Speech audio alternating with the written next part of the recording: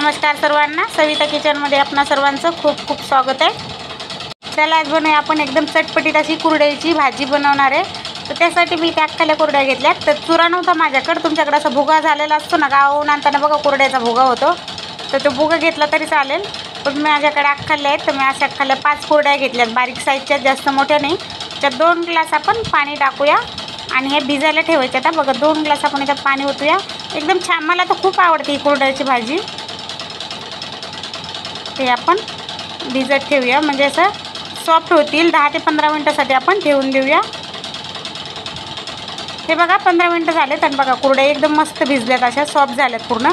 आता यातलं पाणी आपण पूर्ण काढून टाकूया। गॅसवर कढई मांडली आपण। कढईमध्ये फक्त आपल्याला 1 चम्मच तेल टाकायचं, जास्त तेल नाही टाकायचं। तेल व्यवस्थित गरम झालं की याच्यात आपण एक मोठा कांदा बारीक, एकदम बारीक असा चिरून घेतलाय।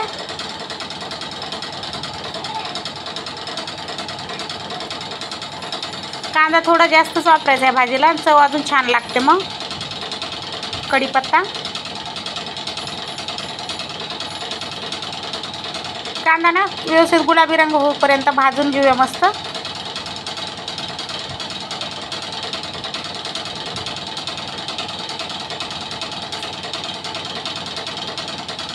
तुम्हाला इथे लसूण टाकायचं असेल त्या भाजीत टाकू शकता, पण मी नाही टाकला आहे लसूण।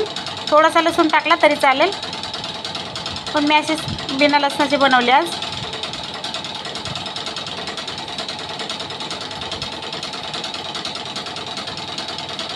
छान गुलाबी रंग होईपर्यंत आपण याला फ्राय करूया। 2-3 मिनिटं झालेत, कांद्याचा कलर बघा चेंज झाला। एक बारीक चिरलेलं टमाटर पण घेतले, टमाटर पण आपल्याला 2-3 मिनिटं छान असं तेलामध्ये परतून घ्यायचं आहे। एकदम बारीक चिरलं ना टमाटर, पटकन सॉफ्ट होतं।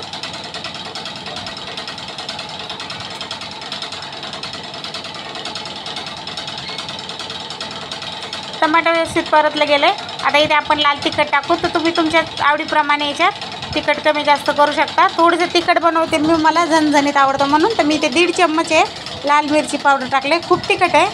त्यानंतर 1 चम्मच आपण हळद टाकली आणि कोथिंबीर टाकूया। कोथिंबीर याच्यामध्ये परतली ना तर याला चव अजून छान लागते।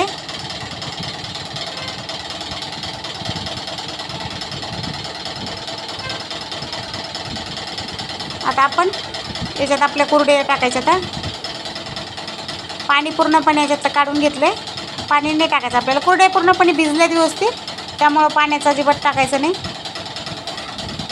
मिक्स करून घेऊ व्यवस्थित आणि त्यानंतर आपण याच्यात चवीप्रमाणे मीठ टाकायचं आहे।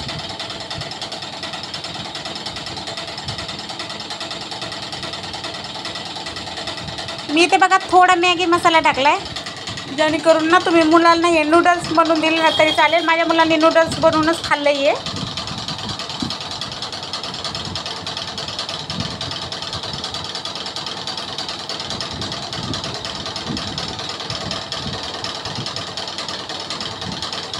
तर स्लो गॅसवर फक्त आपल्याला 2 ते 3 मिनिटं ठेवायचं, याचं झाकण नाही मांडायचं, असंच ठेवूया स्लो गॅसवर आपण।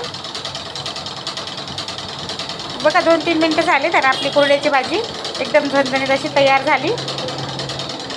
तर तुम्हाला ही भाजी आवडते का, मला कमेंटमध्ये नक्की सांगा। गॅस बंद करूया आपण। तयार आहे आपली झटपट अशी कुरड्याची भाजी। तुम्हाला हा व्हिडिओ आवडला असेल तर लाईक करा, शेअर करा, सबस्क्राईब करा। धन्यवाद।